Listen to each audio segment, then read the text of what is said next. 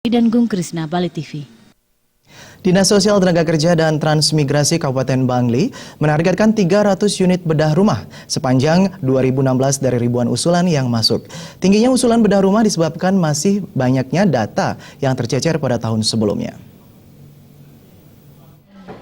Kalau di Bingung itu aja hanya 7 kakak.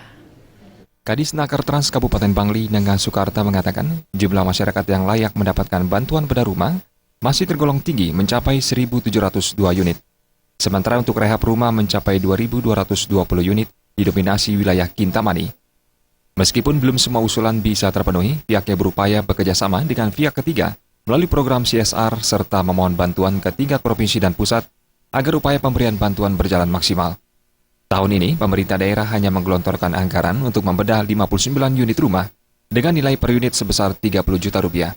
Selain itu, pemerintah Kabupaten Bangli juga akan merehab 36 unit rumah dengan anggaran 10 juta rupiah per unit disesuaikan dengan skala prioritas.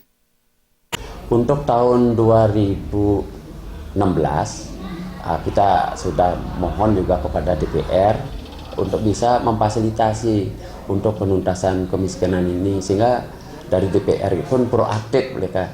Itu kita diberikan sekarang ini 59 unit dengan per unitnya 30 juta.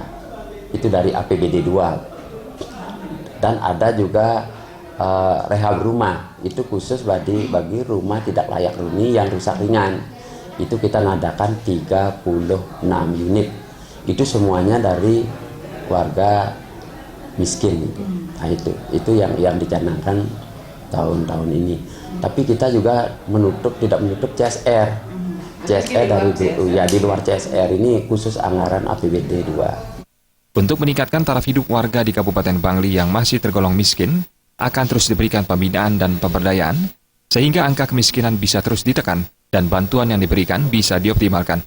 Beratnya para